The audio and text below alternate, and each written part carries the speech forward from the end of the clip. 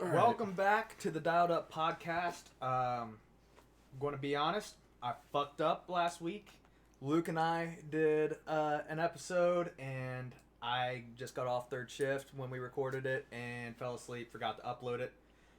Apologize, but we're back at it again, and we had a hell of a week of football, boys. Yeah, it was a good week. Yeah, a lot of good games. Yeah. You had a little bit of everything, man. You had game-winning field goals, upsets, close games, letdowns. Yeah. I mean, a little bit. You got Clemson's first ACC loss in like 2 years or whatever. It's been a long time for them. Well, we'll see if Notre Dame actually sticks around. At least Notre Dame's proving that it deserves to be in the conference at least. Well, yeah. Yeah. I mean, Notre Dame's always been talented. The question's always been, are they going to actually perform in the big games, right? Yeah. And now, granted, Trevor Lawrence was out, but I don't think offense was Clemson's issue. The biggest concern was their defense. They got gashed, and how you are up a touchdown, a minute 20 seconds left. Not only do you get completely gashed playing a soft zone the entire way down. Well, first off, they started out trying to blitz everybody. Yeah. And playing man. Got gashed on that, went to soft zone, kept getting gashed on that. Notre Dame ties it up, go into overtime, continue playing that same soft zone, and not stop anything. Well, you know what's funny is we did that pregame fucking podcast for the Miami game, and we talked about that this defense on Clemson's team is not the same defense that we've seen from years past. Yep. It's got some serious weaknesses that people haven't been able to exploit, but have shown it's been there. No one's been able to exploit it, and like we talked about after that game, Miami just was afraid, and then you saw Notre Dame take advantage of it, and it really exposed that Clemson's defense, it's not an elite defense this year. It's got the elite talent, but it's young, and it's not experienced yet, and it's a problem for them. It really is, man. I mean, and Brett Venables, whose name I was struggling to come up with last week, actually, he's come out and said openly that he's starting to think it's time for him to take a head coaching job. And, you know, after some weaknesses being shown in his defensive play calling and scheming, I'm wondering if that stock is taking a little bit of a hit. I don't think it has. He's too big of a brand name in terms of coaching that I think he can.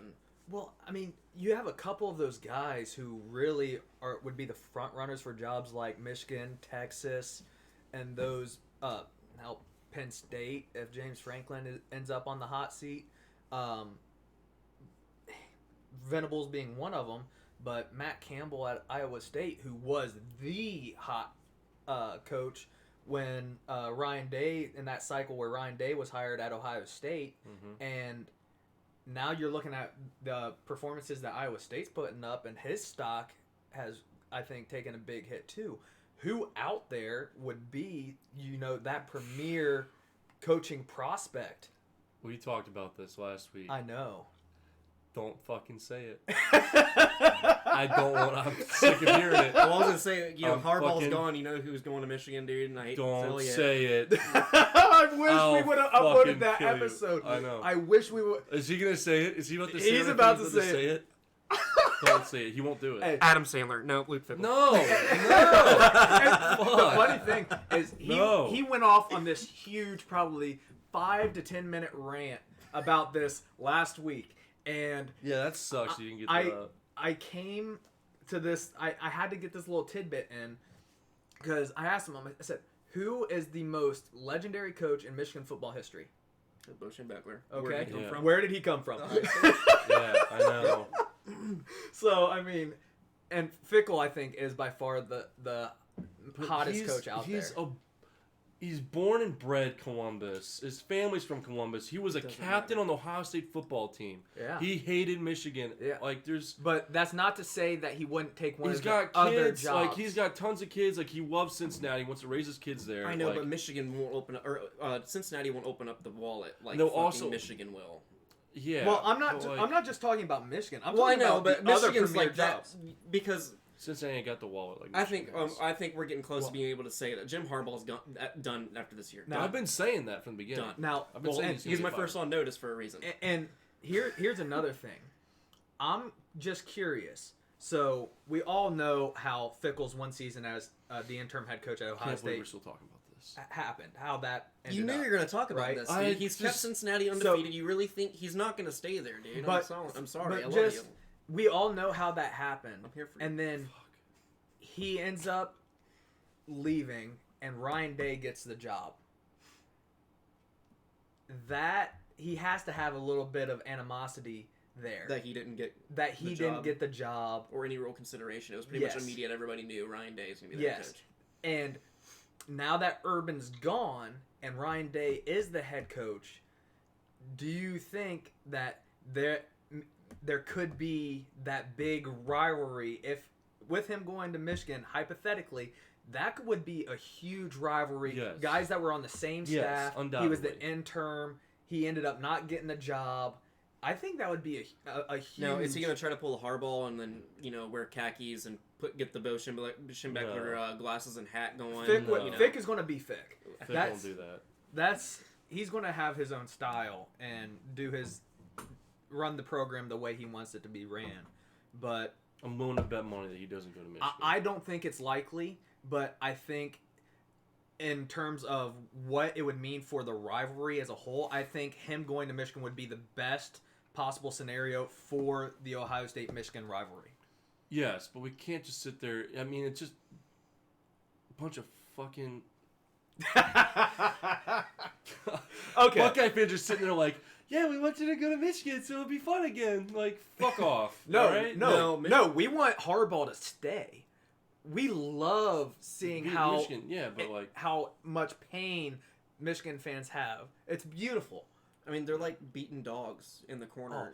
Have you seen any of their forums? They've accepted it. Have you gone on any of their forums? I have. Oh my god! My brother and every time we see the Michigan lose, dude, my brother's right there on the freaking Michigan pages. He goes, let's see what's going on in Ann Arbor. But anyway, we're gonna get real caught up in this. Yes. So, yeah. You know what? Actually, since we were just talking about Luke Fickell, why don't we? I want to hear about Are you wanting to hold our teams off to the last teams? No, let's just go with the flow. Why don't we? Let's hear your thoughts on Cincinnati. So Cincinnati and their performance. Cincinnati dominated Houston, as they should have. I was really pumped about that. It was like 38 to 7 or something like that. 38 to 10. 38 to 10. So we completely dominated them, which I was really pumped to see. Everyone played stellar. Defense was solid. Everyone did exactly what was expected of them. Ritter, I think, has ran for I don't know how many games now, but he's starting to push for almost 2 rushing touchdowns and pass. He's starting to put up a lot of points personally. So let's see here. I know he had 2 rushing touchdowns. I think he's done that in back-to-back games now. So recent games, it's not rushing. showing. Click rushing. Oh, there it is. Sorry, I'm blind. So 3 touchdowns against Houston, 2 against Memphis, and 3 against SMU. So he's at 8 rushing touchdowns in the last 3 games. Yeah, and now this is he's just got unreal speed and he's got that crazy long stride. And that's one thing that I think will not work against a solid defense. But we've been picking him apart. We've been really spreading the field, which has been giving him that opportunity to do that. Because when he gets going, he gets going. The biggest key for him is he's not only relying on his legs. He's actually starting to sling it a little bit. I mean, you look at his numbers from just those last 3 games, right? Mm-hmm. 13 of 21 against SMU for 126. 21 of 26 for 271 against Memphis, and 17 of 27 for 162 against Houston. He's actually starting to get the passing numbers going. So Cincinnati's actually getting a balanced offense. Yeah. And kicker, Desmond Ritter's starting to pop up on some Heisman watches. Yeah, I've heard about that as well, which I don't know if he's really deserving of that quite yet. I don't think he's going to end up as a finalist, but the fact that he's starting to perform on a level where he's getting the recognition, it speaks for itself. Yeah, exactly. But the one thing, and there's no doubt, if he had some serious weapons as far as wide receivers, which I'm not downing on our wide receivers right now, but we don't have any dudes who are 6'4", 6'5", and just unreal. You know what I mean? We had that one kid who was really good, who ended up hurting his shoulder and was out this past game. But I think there's a lot more to be said if Ritter just has those. If we had wide receivers that could jump up and catch a ball like we used to when we had, Gunnar Kiel, and almost all those wide receivers went to the league. Yeah. Mikael McKay, he went to the Colts, and then Chris Moore, he went to the Baltimore Ravens. And then we had another one who went to the Raiders, who ended up, like, his first game ever ended up on an ESPN top 10, like, number 3 catch, because he literally caught the ball, like, behind his back around the defensive back and, like, pulled that thing. Like, we had 3 unreal wide receivers all go to the league that were all in the same class. Those guys were all insanely athletic and just unreal speed. And if we had those kinds of guys on the perimeter around Ritter right now, no doubt in my mind he'd probably be almost front runner for the Heisman right now. But because he doesn't have that, and like he has to do so much running as you've seen on his own, which works fine once we're in the red zone, I think he's got what it takes. I think there's no doubt about that. We just haven't been able to see him really sling it deep, which I wish we could see. I think one of the most beneficial things for you guys going into these last 4 games of your schedule is you have a weak ECU team next. Mm-hmm. Then you have UCF. Obviously, they're going to be a tough game, tight game. That ECU kind of helped get us a little bit revved up. Again, you have a weak Temple game before another good Tulsa team. Yeah. So you have 2 tough opponents left, but before each game, you have that buffer where, you expect your talent and the coaching to really carry you through, and your guys can kind of get a little bit of, not as strenuous of a game. Right. Is it a Friday night game, the ECU game? It says 11:13. Isn't Saturday the 14th? Yeah. So, I think one thing to be careful about, that's especially for the TV time, especially these Friday these Friday night games, is you got to hope that and I'm sure he will. We're just talking about Luke Fickell being a great head coach, and hopefully he keeps his team locked in and isn't overlooking into the UCF game next week, because that's the only thing about playing these kind of weaker games in between a big game, is that you got to hope that he's got your team locked in, focused on this not game, looking ahead, not looking at the UCF game, because that UCF game is probably more than likely going to determine how what your postseason is going to look like. Because if you can beat UCF, then you got a clear ride to the a top bowl game, maybe even the playoffs. Yeah. Unless you slip up in the championship game. If Cincinnati wins out, they're not going to give us. They're not going to put us in. I think they can make a strong case, only because of how things are going to work out in front of you. But I think things would have went way more in your favor if Clemson had beaten Notre Dame. I think Notre Dame winning that game put a huge wrench into your chances. Not just yours, but threw a wrench into Miami getting into the ACC championship game as well. Yep. The one time Miami fans were rooting for Clemson. Yeah, I think they're probably going to end up throwing us in a bowl game. The one time I was rooting for Clemson. Yeah. I think they're going to probably put us in a bowl game against BYU. And honestly, which would be a good game. Now, this was a suggestion thrown out on Twitter, and somebody suggested if BYU and Cincinnati won out, have them play each other to determine who would get into the college football playoff. That's I thought expand on it a little bit. Imagine BYU, Cincinnati, Coastal Carolina, and Marshall all won out. You have a 4-team playoff amongst them to determine who got into the 4th spot of the college football playoff. Yes, it would be gimmicky, but you cannot tell me that would not be entertaining as hell. That would be really entertaining. I agree, that would be pretty entertaining. That would be great football. It would be fun to watch because there's so much on the line for those teams. Oh, it would be awesome. Yeah. It'll never happen, but that would be awesome. Yeah. Now, let's go ahead and move on. We were just talking about BYU. Boise was hanging around for just a little bit. Boise had some injuries, but they dominated Boise, and this is the toughest game on their schedule. Unless the postponed Army game ends up getting rescheduled, and they can get that game in, which, from what they said on the broadcast, BYU has, excuse me, 2 open weeks before their next game. My goodness. And after that, they still have a few open weeks going into December. And their AD openly said he's looking for any and every game that they can get. They want to play football. So I wouldn't be surprised if some of those Pac-12 schools or some of those games that get canceled, if BYU hops in and goes, hey, let's get a game scheduled. Well, and that's what I'm hoping, that it's a team like that, because I don't care if BYU wins out. I just don't think they have a strong enough schedule to make a case to getting in. Outside of being an undefeated team and dominating their competition, it's like we've talked about in the past. You got to play these. You have to have a solid, like, Power 5 type win, or a legitimate power win for me to be able to be like, they belong in. So to me it's which. I hope Boise State being the ultimate, their biggest, toughest challenge. And I understand we're all partial to Boise State for they have been that surprise team.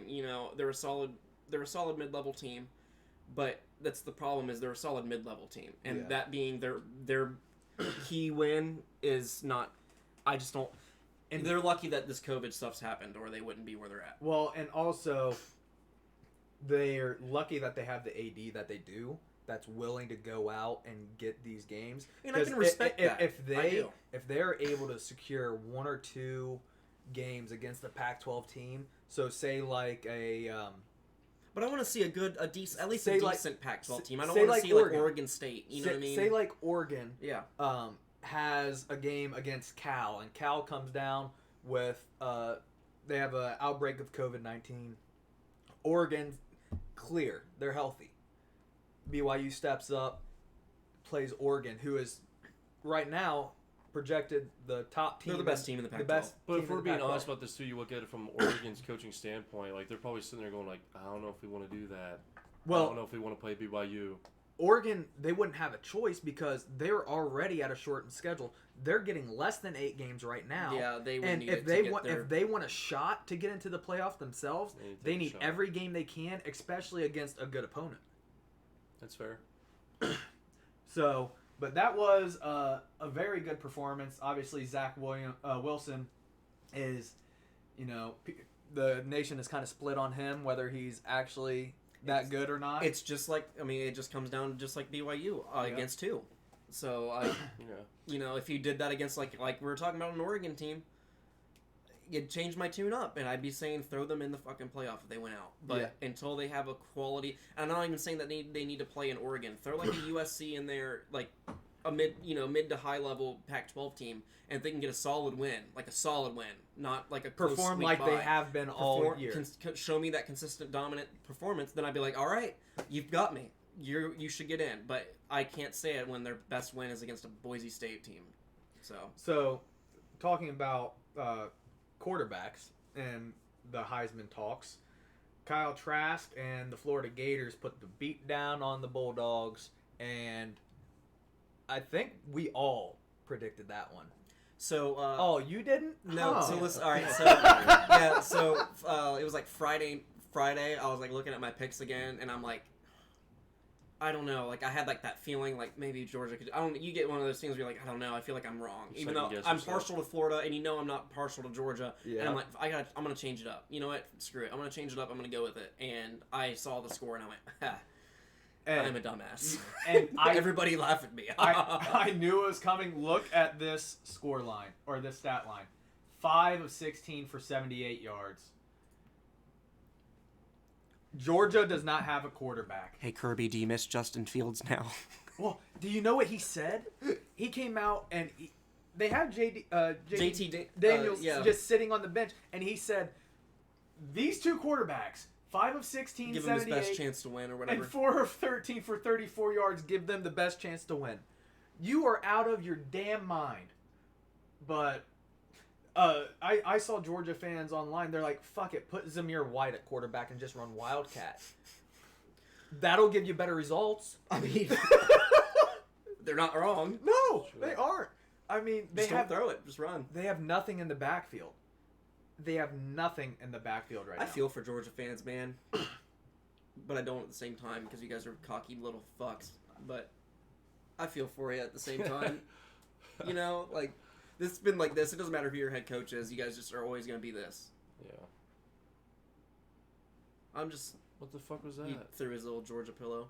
Oh. Are we going to break Ugga next? No, I can't break Ugga. That was Dad's. Oh, fair enough. I always forget that point. All right. But so Yeah. Florida, I'm sorry I didn't ride with you. You guys are my SEC picks from the start, and I should have not turned my back. But I'm retarded and just love to. How many times have you been saying that you need to stick with what you said in the preseason, and then you never do? I've called out a lot of teams in the preseason, and my preseason pick were solid. Yeah. My preseason shit was solid, and then you just keep and switching. I changed my tune because I'm just stupid. It is what it is. If it ain't broke, don't break it. Well, and I've been breaking it. Talking about your preseason conversations, Mr. Jimmy. Jim Harbaugh and Michigan Wolverines, man. Hey, wait, can you pull up the Big Ten standings real quick for me? Yeah, hold on a second. I got this. You ready for this? All right. Where are we going? There we are. We got. Where's the overall? Does it have the overall Big Ten standings, or is it just no? split? It only goes by or division. Okay, I got this still. Hold on. What are you looking for, boss? Only 8 teams ahead of us, Jimmy. gotta bring in his mom from that freaking stupid commercial. Well, you think about it. Who are the 2 coaches that you put on notice? 2 coaches I put on notice. I mean, I put Lincoln Riley on notice. I put Jim Harbaugh on notice, and then I was gonna put James Franklin on notice, but I thought you did. I was going to this past week that we were gonna record, and then I changed my mind on it. No, you put Penn State on notice at one point. You did. Did I put Yes. Penn State? Yeah, you did. Yes, you did. Definitely did. And look where both of them are at. I don't remember putting Penn State on notice. I could have sworn you did. I was going to put James Franklin on notice last week and changed my mind because it was getting monotonous. Because I was just putting head coaches on notice, and I was like, this is getting... no, I got to take a break from this. The 2 teams that you expect to be up at the top of the Big Ten I think what East. you're hitting is I've been calling Penn State overrated before the Big Ten ever started playing. I think you did put him and on I've notice. always said James Franklin is just Kroger brand. Yeah. What's his face? Jordan Michael Key or whatever his name is. But, dude, Michigan, I am really impressed with Indiana, and at this point, I think they're going to be the Ohio State's toughest game all season. I mean, they're performing really well. Michael Penix Jr. is doing a lot better than I expected him to. He's developed a lot since last year. And they are just a talented team. They have 2 good receivers on the edge. Their offensive line is solid. Their defense is playing pretty good. The thing is, like, they're like overall, like, it's not like they have any dudes who were like you thought were like going into this season. You didn't look at their roster and go, these dudes are going to be insanely good. You know what I mean? Yeah. But this just comes to show the kind of shit that we're about to be dealing with from Alabama, because I think it's just because those dudes are all around like more physically and mentally prepared for this season than a lot of other people were. And you have to give a lot of credit to that strength staff for that. And now they're all at fucking Alabama. Like, there's a reason why Nick Saban just stepped in there and said, come here. Like, you have, like, when Nick Saban makes a decision like that, like, he's pretty fucking confident in like what he's going to be building. So I think this just comes to show, like, this is just showing you right now that this is what their strength staff, I think, deserves more credit for, because that's what they produced. I don't know. More so than just the play calling and the coaching. I don't know, because I watched that game, and to me, that game was more on Michigan's inability to do anything on freaking offense. Yeah. Like, the team could not run the ball. Joe Milton sucks. Okay, Yeah. that dude cannot make a read to save. He doesn't know what he's looking at when Well, he's out there. that's obvious because he doesn't watch fucking film. Yeah, true. Yeah. I know what you're talking about. When he said he didn't even know who Michigan State's linebacker, Yes. right? That's pretty. The linebacker stupid. was, and he's like, I don't know what they're doing. He over there wasn't at even Michigan. on my radar. Yeah, he wasn't even on my radar. He goes, well, I don't know what they're doing at Michigan, but we actually watch film and pay attention to guys that are playing on the other team. But this Michigan offense, it just continues to be a trend. An apparent quarterback guru that cannot seem to guru his quarterbacks. And a defensive guru that can't stop shit. No, what's his name? Don Brown, isn't it? Yes. You know, I used to like Don Brown as I know outside of I don't like Michigan, but I liked Don Brown's defenses, and they were always quality defenses. He has good scheme, but he's so hard stuck on his scheme and what he wants to do. He doesn't innovate or change anything up. The players that he have aren't the type of players that he needs to run that scheme effectively. And he won't adapt and his he scheme. Won't change to fit his players, and that's their biggest detriment right now on defense.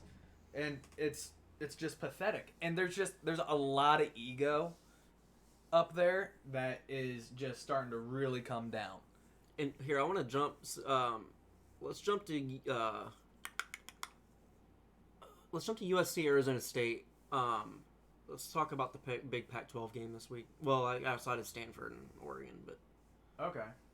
Well, because I want to get some Pac-12 talk in. It was a great game. They just started. Dude, that was... Did you watch the full game? Did you see the end of this game? No, I didn't. I watched the end. And I had picked USC to win the game, and I was getting pissy about watching the score, and then I saw they were creeping up, and I went, ugh. Did you see the end, how they got it?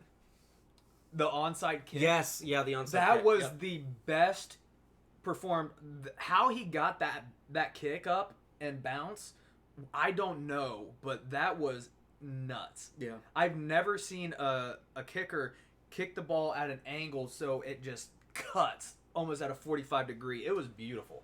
That comeback was phenomenal, and I thought at that point in time it had saved my perfect pick'em weekend until Clemson decided to fuck me over, but hey. Great game. It was honestly a great game.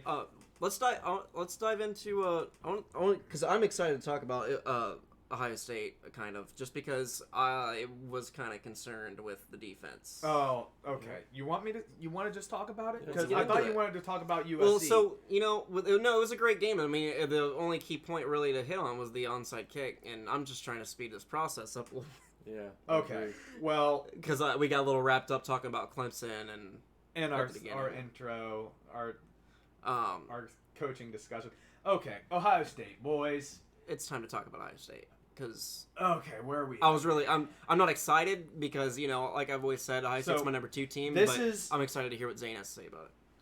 This is my takeaways. We got great performance. Garrett Wilson, Olave, Fields, phenomenal. Great job. Running game started to pick it up a little bit more. So Master Teague looked actually good when they got him running downhill. Keep him away from the outside zone and going horizontal. Get him going downhill, vertical, and good things happen. Trey Sermon, I'm still very unimpressed with. His vision isn't there. His patience isn't there. He looks jittery. He's not hitting the holes with any kind of acceleration. My only thing with Trey Sermon is I feel like Ohio State is still trying to run him inside too much, and that they don't do any kind of scheme to get him outside. And I agree with that. But that's my only thing. He still looks like he doesn't have that confidence, and he's missing things. Now, me and plenty other Ohio State fans have been waiting and just asking to see Steel Chambers. After that week 1 performance, he looked like our most explosive back. And now we understand why he hasn't been getting those carries. Apparently, he has been having ball security issues in practice. And he fumbled in the game, didn't he? Yes, he did. He finally got his shot. Trey Sermon went down with an injury. And we're in the red zone. He gets his shot, puts the ball on the ground, turnover. Okay. Well, I understand why the coaches haven't been giving him the touches. And again, that's your classic fan, social media. We think we see something that coaches don't, but we don't get to see what's happening in practice. And that's exactly why he wasn't getting the playing time. Now, what has been surprising to me is our offensive line hasn't been doing awful, but they haven't been doing great either. Our tackles have actually been phenomenal. The issues have been on the inside. Which, how many times did he get sacked? Justin Fields get sacked. I felt like he got sacked quite a bit. So, the defensive stats, he got sacked twice. Did he? Only twice? I thought he... Yeah. Well, he was on his butt a lot, wasn't he? He got hit, yeah. But, so those are the main issues with... I don't even want to talk about... I'm blanking on his fucking name. But our right guard. How many holds can you get? 76? Yeah. Holding. 76. Miller. Dude. I was about to lose my mind. Didn't he get 2 in a row at one point? Wasn't it like literally back-to-back plays? He had 2 holding calls. Wasn't it? I'm pretty sure. So damn frustrating. Or was it false starts? He was just left. He was having a rough game. And can we talk about how whenever there's a flag on the offense, like for holding and shit like that, it tends to always be like number 76. I feel like I hear that number no matter what team I'm watching. That specific this number. was the man that was putting him on, putting the work in. 13 tackles, 7 solo tackles, 2 tackles for loss. He was absolutely giving them the business. All right, now our defense, yes, it was a major concern. First half was phenomenal. Obviously, we only gave up 3 points in the first half. Gave up, I believe, I can't see this. Yeah, only gave up a touchdown in the third quarter, and then the fourth quarter is where Rutgers gets all their points. Now, up to the first half, I was pretty happy with the defensive play. D-line looked good. The linebackers are still looking great, and I think the linebackers are performing the best out of any unit thus far, aside from the defensive tackles. I don't know how I feel about your guys' DBs. I don't know how I feel about our them. DBs aren't performing that good, and I'll get into that in just a second. Now, the linebacker core, Barrett Browning has been phenomenal. Pete Warner has been doing very well. Tough Borland, a guy that so many Ohio State fans love to give shit, he's been playing his ass off. Then you throw in, we get Justin Hilliard back, and he has a great game. Now, the back end, Sean Wade got mossed on again. Now, his stock's falling. His stock is falling, but the issue is he's trying to do too much. And Coach Combs' scheme is not helping him. Well, we're playing a lot of soft zone. We're giving a lot of cushion with the athletes that we have on the perimeter. He's a former slot corner turned into an outside corner, right? Yes. That's also going to be contributing to it. Yeah. Now, a lot of these 50 balls that he's getting mossed on, he's trying to go for the pick instead of just playing the ball and going for the deflection. And that's what's happening on these. He's not in bad position most of the time. He's not getting completely torched most of the time. It's just a product of him trying to make a play on the ball and getting out jumped by guys that are bigger and more physical than him. And then giving 10-yard cushion and playing soft zone, giving that much space. I wish there was a way to access college all-22 film, because that would be phenomenal. I would actually get to see what is going on and what the coverages are that we're running, but I can't. Seven Banks, I don't think is playing bad. I think he's playing pretty good, but by far and away, the best defensive back we have is Proctor. And I think he needs to be... I don't know what his playing time is looking like back at safety, but I think he is the guy that needs to be back there. Well, what about Marcus Hooker? He was doing pretty good last couple games. Marcus Hooker has been playing okay, but there's been a couple things that are concerning. He's not playing as good as Proctor is. Proctor is really good at coming downhill. I think Proctor needs to be the starting strong safety because he comes downhill, he hits, he's good in the open field, and he's a solid tackler. Hooker, he's a good coverage guy, but in the games I've seen, there have been moments where he comes downhill, he takes bad angles, and he gets beat in the open space. With Proctor, I don't see that near as much. Now, Hooker, obviously, he's very talented, and I think he's good as a backfield guy. But Proctor has more experience. I think he's all around a better player, and he's better at communicating and getting the coverages and checks made on the field. Personally, that's what I think. Now, talking about that fourth quarter, where Rutgers puts up all those points, that was pretty much all against second and third string guys. Yeah. People on the national stage, around Twitter, everything, Facebook, building their depth. They are all going off about, well, Ohio State looked like shit. Rutgers scored a shit ton of points on them in the second half. That was all against second and third team guys, getting those guys experience. Yes, it looked ugly. It was not good performance at all, but that experience is going to be key for the development of those players. Yeah. And I would much rather still have a 20-point victory, and those guys get quality game time against Rutgers ones. Yeah. They essentially got a full quarter and get that experience and that be able to develop a little bit more. Absolutely. So that's my take on the game. We still have a little bit of kicking concern, but other than that, I'm pretty happy. Yeah, I think it was smart for them to get their backups in and let it roll. I think Ohio State fans are being too critical about that. What I also saw, which was my whole take from the get-go of watching that game, was the play calling by Rutgers on their first opening drive was stellar. Yeah. But after that was their best shit. No. Like, you could already tell, like, those play calls were like, damn, like, they put... Then the script ran out. Like, I thought they were about to scheme the fuck out of Ohio State after that first drive. Like, I was like, oh, shit, like, we're gonna have a game. But then after that, then they just started doing fucking the same inside zone shit. They were like, yep, that was all we had. They looked through the sheet like, shit's blank. Yeah, fuck, we ran out. Who left the second quarter out here? Do we just run them again? They're like coming into the fourth quarter. Do we just flip it? All that the trick plays that he was coming up with, dude, they were nuts. He did the throwback punt return and kickoff twice in the game. Yeah, it was pretty nuts. It was cool. You had a big man touchdown. Yeah, that too. Like I respected it. It was just really funny, I thought, like, seeing the first opening drive, because that immediately made me think, oh, shit, like, Rutgers came with a good fucking scheme. Like, they really playing this shit out.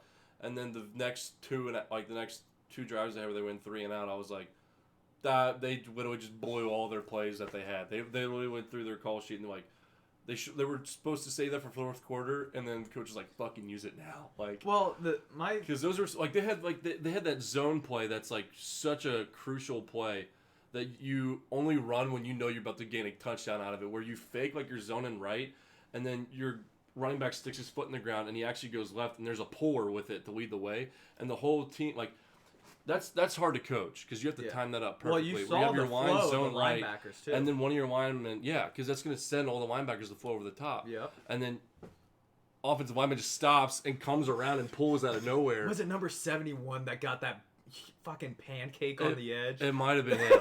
But it was such an awesome play call, and I was like, holy fuck, like Rutgers. And then the next two, I didn't see anything after that until they started getting way crazy with it. But I was just like, fucking A. I was like, Rutgers like got me like hot in my seat. I was like, holy shit, what's about to happen? But nothing happened. Well, I'm off my box. Oh. Time for you to hop onto yours, bud. Yeah. Well, I think I can speak for all Miami fans that were extremely disappointed in our defensive performance this game. I don't know. It's almost like an anomaly when we're dealing with teams like this, where outside of like the big dogs, that we give up a shit ton of yards and points, like we did against NC State. Manny Diaz almost continued his trend off bye weeks. Was 0-4 coming into this, off bye weeks the last 2 years. Now we're 1-4. I think this was a game where if we didn't have De'Aaron King, we lost this game. Yeah, 100%. We would have gotten blown out if we didn't have De'Aaron King. I know I've been seeing it for like pretty much since the Clemson game, calling for Cozy Perry, and I don't even want to speak on it. Stop it. I like Cozy. I love Cozy Perry. I'd like to see him go somewhere else and get his play time, even though I love him as a Miami fan. If he can't play next year, if he isn't our starting quarterback next year, but fans need to shut up. Just shut up. Shut up. Shut up. Anyway, so, I think the biggest things outside, especially on defense, corner play looked atrocious, and that goes for all of them. Al Blades, DJ Ivey, outside of DJ making the pick that sealed the game. It's to Corey Couch. It's a problem, and we had bad news over yesterday. Tim Burns, who's a 3-star corner, the only corner committed to us in our current recruiting class, decommitted. Now people don't know if he's decommitting that we're trying to make room because things are tight, but doesn't spell good at all because we only have 5 scholarship corners on our roster right now. Oof. So it's not looking good. Mike Rump, bro. You better hope that you guys can convert some of those safeties you have. I think we can. We have safeties that can play corner, whether they want to do it and learn it is another thing. Avante Williams can do it. There's a couple. Gilbert Frierson could. Gilbert Frierson's our current striker, but he started out as a corner at Miami.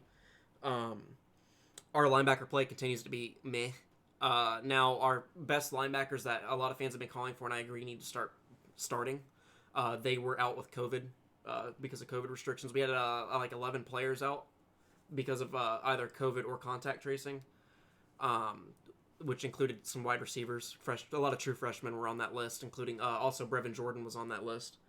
So he's been out for like 3 or 4 straight games. I think 3. Pass rush sucked. Outside of Jalen Phillips. Jalen Phillips played his ass off. He looked really good, but pass rush just didn't look good. Now, I like NC State's offense. They don't have a defense either, or they don't have a defense, but their offense, I think, solid. Now, the only thing I have to say on that is it was their backup quarterback playing, and I don't like that. I don't like seeing his numbers, Well, they've been running a 2-quarterback system, and I think he's kind of won the job. I didn't like. He looked really squirrely. It felt like to me if we could have gotten a pass rush going, that we could have gotten to him, because when the plays did break down, he got really squirrely and didn't look comfortable at all. Yeah. At all. And that was a big key going into this game, was we needed to get him moving, get him uncomfortable, and he's going to turn the ball over. And we just couldn't do it. And then even on the offense, I know our offense put up some fantastic numbers, but this run blocking needs to pick it up. I see, De'Aaron King had 105 yards, but a lot of it was off of improv. He had one read option that took off for, I think it was 40 or 50 yards early on in the game, which is another point I'll hit on while I'm here. De'Aaron King needs to get better at reading his options. Yes. He is terrible at not keeping when he shouldn't keep and pulling when he shouldn't pull. There were some big opportunities. It's been like this all year. He has had a lot of space if he would pull it, because look, if I'm being honest with you, even if that defensive end settles, you're telling me he can't get around the edge? We all know how fast he's a wide receiver playing quarterback. He can get around the edge. If I've got space and all I've got is this man literally stopping, you got him right there. If he stops moving, you've got him in it. You're gonna beat him. Yeah. And he said that openly coming into this. I think 2 weeks ago he said that the biggest thing he needs to work on is learning to keep the ball to help the run game. He did it a little bit better against NC State, but he's still got a long ways to go, because he could have probably put up close to 200 yards rushing if he would have. My biggest concern for you guys right now is this stat line, this category right here. Yeah, which I was going to hit on. You guys need to get more out of your backs. I don't know if it's comes down to blocking or the backs themselves, but you need to be able to get more out of your run game and not have to rely on De'Aaron to get those yards. So it's a mixture of 2 things. One, because I got to put a little bit blame on it in terms of our run game, even though he's great with it, is Rhett Lashley right now. He's not getting very creative in his run game. It seems like it's straight up our run game is read option. And so pretty much our running backs are running dive every single run. He's not doing that much to try to get he doesn't do much off tackle, no stretch plays, nothing to get because if you put Jalen Knighton, who's got some speed and elusiveness, run a stretch play with him or something, get him on the outside. That's so surprising, because you go back to the first few games of the year, all of the big runs that you had, especially with Cameron, was off tackle. A lot of Cam's run plays actually were him breaking through on dive plays. And then cutting out. I'm thinking of the one in particular where it was to the right side. I forget what game it was. I think it was maybe the second game of the year against Louisville, probably. Yeah, he had a great 3 games. 3 games. His first 3 games of the year were fantastic. But you were getting those off tackles and some more to the outside. Most of it was the majority of his run of. Almost all of our run plays this year he's been running a dive play. Now Cam has been able to take that and then not have anything there and then cut out, but it's not like a designed off tackle or anything like that. I don't like that we're sticking to it, and I feel like that's why it's not we're not getting the run game performance that we have earlier in the seasons, because defenses know what we're doing. I'd love to see a PFF breakdown of the run game. the trends of where you're running at, like a scouting report. Yeah. I think that would be very interesting to see with Miami's offense and try to see, where the tendencies really are. It's all at the exchange. It's all at the mesh point, which the mesh point is where the ball exchanges from quarterback to running back. It's little subtle things like the quarterback's first 2 steps when he's changing, like where he's looking as he's handing that ball off, versus like the running back's first 2 steps. Usually, if you can get a hang of that, generally it's almost the same every single time depending on the run play. So that would be cool to see, but you need like good film to fucking catch that stuff. Yeah. But like I said, all 22 would be fucking phenomenal, but you can't find it anywhere. Yeah. And this offense, it's done a complete reverse of how it was early on in the year. Now our wide receivers are stepping up. Mike Harley, he went off for 153 this week. His last 2 games, he's done 18 catches, 323 yards, and 3 touchdowns. So he is wide receiver 1. Mark Pope stepped up. He put up almost 100 yards and a touchdown.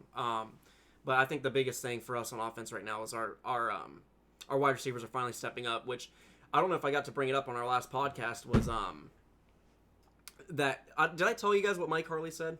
No. So because we've talked about how poor our wide receivers have looked, right? Yeah. So and like how bad they've been doing at dropping the ball, shit like that. Yeah. You want to know what this motherfucker said 2 weeks ago? I forgot to tell you about this. This was before, or actually this was right after the Virginia game. Okay. When he went off for 170 yards. He said that none of the wide receivers all year had been staying after practice, and they weren't working on the jugs machine at all. At all. Yeah, it doesn't help. None. So when Manny Diaz, remember that when I had that talking about, we opened up the wide receiver core and we said everybody's an oar. Manny Diaz said that. That's when they all started hitting the jugs machine and they all stayed after practice. It's amazing what happens. It's when you amazing put what in happens some when Manny fucking work. Diaz says, "All right, seniors, I don't care anymore. These true freshmen are going to play if you're not going to put in the work." God. So, and now you're looking at you're finally seeing the full potential, but it shouldn't have taken this long. And we probably could have had a chance against Clemson if our wide receivers were actually doing a damn thing. You know how many key drops you had in that game? Not even just Like, key holy drops. You know how shit. their inability to get separated. And now we Yeah. got separation. But I want to give a shout out to Will Mallory stepping up in place of Brevin Jordan. We're He's not playing slowing down at tight end at all. We're still tight end you. I'm sorry, guys. We got 2 top 2 round potential tight ends. One thing I do want to say is this team is it's very similar to 2017 with the way, because I didn't like how we allowed 41 points. However, if this was a team of the last 2 years, we would have dropped this game and we would have lost. We wouldn't have put up the fight. The win would have been taken out of the sails early on in this game when NC State kept scoring. We wouldn't have been scoring, following it up. And this team scraps. Now the difference between us and the 2017 team is De'Aaron King. We actually have a legitimate quarterback. We didn't in 2017. I don't care if he made 1 or 2 throws in the game. Those were in games where he would throw 2 interceptions. So we have a legitimate quarterback. And one big funny thing is we held NC State to 6 total yards in the 4th quarter. So defense finally decided to step up, but we need to improve, or we're going to get caught with our pants down here real soon.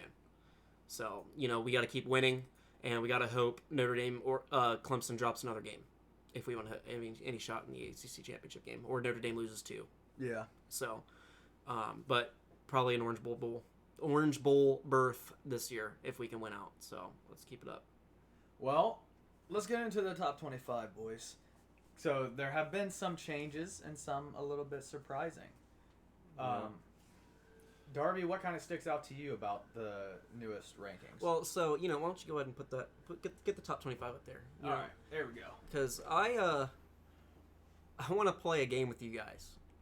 So I came up with Scroll something. down just a tiny bit. Yep. On the screen. It's not gonna work. Oh, never mind. So I wanted to play a little game. I came up with this while I was at work today, and a lot of the people that play video games out there, this is kind of based off Among Us. I want you guys to find. I have picked an imposter in this top 25. Okay, there's a team that does not belong either in this top 25 or where they're at in this top 25.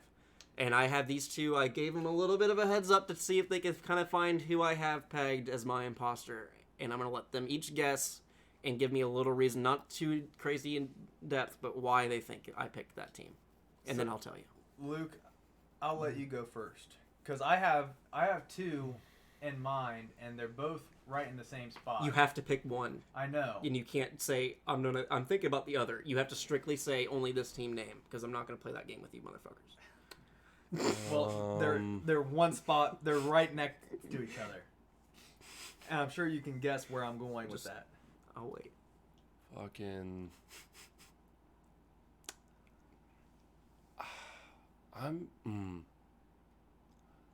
If I have to pick one solid one, it's what's the record for Arkansas State right now? Arkansas State's not in there, bud. Oh, who the fuck is that over there? Over it's where? Oklahoma State. Never mind. Sorry. I can't see that fucking well, dude. I'm about to change my imposter pick to Arkansas State. My pick would be fucking Wisconsin. Why? Do you think Wisconsin? Because they've only played one fucking game and everyone's got COVID, apparently. Yeah, and I would agree with that pick. Now, I'm going to tell you the two I've been torn between, and then I'm going to tell you the one I think it is. I bend the rules. All right. These two right here. USC and Texas? Yes, USC and Texas. And then who of those two do you think? I'd say Texas. Texas. Orange is sus. Orange is sus. So you think Texas and you think Wisconsin? Yes. Yeah. Indiana? Indiana Hoosiers Really? do not belong in the top 10 right now. And Really? you want to know why? No. Because I will say, when I saw that first Penn State win, I thought it was impressive. My problem is Penn State's 0-3 right now. Yeah. Then they beat Rutgers. Yeah. Which we can say their best performance. They're 1-2. They're 1-2, and honestly their best performance came in garbage time against Ohio State's second and third strings. And then Michigan, who's 1-2. Yeah. And we're all in agreeing that this team, the Michigan has no offense. They don't look good at all. Yeah. They don't belong in the top 10. Okay. Oh. I can see them in the borderline top 15. I just don't think that 3 games in against what at first would have been quality opponents. Yes. But now that the season is gone, and we know you should be able to play the stock game, okay? They shouldn't be moving up rapidly like they are while we're watching. Like, once Penn State would have fallen that second game, I would have been like, maybe we might want to keep them where they're at instead of bumping them up 3 more spots. And Now I understand why they're doing it because the Big Ten's been put out. But you can't do that with teams that have been playing a full season so far. You can't be putting a team in the top 10 that's hasn't gotten an actual legitimate quality win yet. So that's my imposter. All right. That's yeah. fair. Got you guys. And I think I think Northwestern right now has a slightly lesser resume, but they're right in the same realm. I agree. I don't think there should be that big of a gap between Northwestern and Indiana. Because Indiana, granted, coming into the year, you would expect Michigan, Penn State to be the better resume. So I could see them in that 15, 16 range. But top 10 already? No. And I agree with that. Ohio State game would be that barometer to me. Yes. That's when you would jump them. Yes. Yeah, well, even if they still lose to Ohio State, but if they put up a really good fucking fight in a close game, then they're not going to fall far if that happens. Yeah. You know, they'll probably fall 1 or 2 spots. Well, Indiana would bump. Well, not anymore, but like originally that would be what would bump them up to higher than where they are right now. Actually, because my problem is that now say if on the flip side, Michigan was unranked coming into this year, right? They always have them ranked. Yeah. Well, I think were they ranked? So, but all right. So, just for the hypothetical, say Michigan was unranked, okay, coming into this year, 3-0, beat Penn State. Say they had played Penn State, who was a top 10 team at the time. Michigan's on the squeaked by, and then beat the other 2 teams. Well, then I'd say justified, but that's because they would be a 3-0 team that I know has talent. Yeah. My problem is Indiana. We don't know about Indiana, and then their wins have been sus. So to me, I just don't see them as a top 10 team yet. I'm not opposed to the idea as the season rolls along. I want to see them against Ohio State. I want to see what that looks like because that's going to be a real barometer on what this team really is. But right now, to have them as a top 10 team is ridiculous Your head is just taking up the camera right now. Sorry, my bad. The internet just went out, boys. Man. Well, sorry. So what happened was we were just live streaming on Instagram, and that's what he was just checking because our internet just follow crashed. us, yeah. Then you know what I mean. You get this live update. But so that's really my only real quarrel right now with the AP. I'm still not sold on BYU. I think I'm happy with the top 5. I'm happy with the top 10 minus Indiana. Let's see if we had any comments. We did. We had a few comments. Well, so and you know what? Because this can be perfect, Luke. I'm not happy with Cincinnati dropping a spot. I agree, but this is where I'm at. I don't think A&M deserves to be where they're at. No. They did beat Florida. See, this is where you get kind of nitpicky, right? Because A&M beat Florida, but Florida beat 2 good opponents. Obviously, it's all going to work out in the wash, right? But it's just tough because I think what really threw everything for a monkey wrench was Notre Dame actually beating Clemson. That was the biggest thing, was Notre Dame actually beating Clemson. I don't have a major gripe with the top 9. I think these two, honestly, I think they could be a little bit higher. Georgia, I could put in that 10 spot with Oregon at 11. I wouldn't put Georgia in the 10 spot. Look at their 2 losses. Who are their 2 losses? I know, but I wouldn't put them in I just wouldn't put them in the 10 spot. Who would you have at 10? I'd put Oregon in the 10. Okay, I could see that. Because I know the talent that's on Oregon's team. Yeah. As opposed to Indiana. Yeah. And I could, just bump those 2 up. Either way. And also because I didn't actually hit on it, I agree with you on Wisconsin. They're just more. I don't think one game is enough to put them all the way up there. What the fuck? Yeah. But I just here. So that was my imposter pick, and outside of that, I really don't have too many crazy gripes on the top 25 this week. Well, I don't. Like I said, I don't think Cincinnati. I think Cincinnati could be a top 6, top 5 team. I don't understand why they dropped. I think they should have stayed where they were at because they had a good performance, and I don't. Well, the only reason was Florida was behind them, and they beat Georgia, so they jumped. Yeah. That's the reason. And then Texas A&M as well. Yeah. So that's the only reason, but let's go ahead and start to wrap this thing up. Yep. Let's get our picks for this upcoming week. So we'll roll through and... I punched mine in already. Yeah, I'm going to punch mine in while we're going along with this. So. Okay, so let me actually go to the correct pick 'em and make my picks. So, game 1, Georgia versus Missouri. Georgia. Yeah. Yeah. I think that one's obvious. Missouri, not a very good team this year. Right. Now, Indiana at Michigan State. Indiana is by far the more talented team. I think that's an easy one as well. Now, the first kind of interesting game is Miami at Vatek. I'm taking Miami. Yep. Vatek just, barely lost, but they did lose to Liberty, who I was actually impressed with Liberty in that game. That's a game that we didn't talk about, winning on a game-winning field goal last second to remain 6-0. That's another one of those undefeated. That was against Virginia Tech. Oh, yeah. That's right. But they are going to have an interesting matchup here later, does Liberty. TCU at West Virginia. Luke, who you got? TCU. I've legitimately witnessed... Now, that's going to be a really good fucking game, though, by the way. That might be the best fucking game of the weekend. I don't agree. I think West Virginia's going to roll it. I think West Virginia will roll. I think TCU wins, and it's a close fucking game. Now, hey, let's see what the desert says. The desert says... No odds. Okay, never mind. We aren't going to see what the desert says. All right, so we got Colorado at Stanford. I want to see where you guys are going with this. I'm going to take Stanford. I'm going to take Colorado. I'm rolling with the Buffs 2 weeks in a row, baby. I'm taking Colorado. I didn't like what I saw from Stanford against Oregon at all. Yeah, Colorado's a solid team. I'm rolling with a Buffs. solid team. I picked them last week, and I'm rolling with them again. Now this is an interesting one. We got Notre Dame at Boston College. Notre Dame obviously coming off of their big win against Clemson. Boston College is a. They can scrap. I want to pick Boston College. I want to pick BC. I took Notre Dame.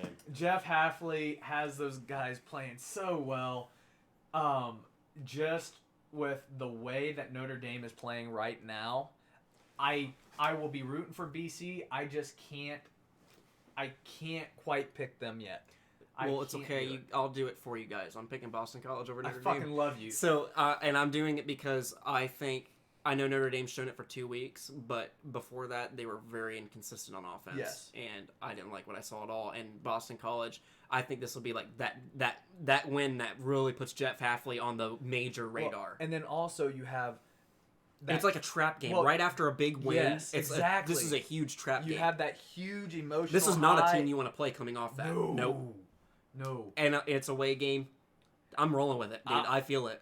I know we've disagreed on some of my upset picks, but I really feel it this one. I agree with it.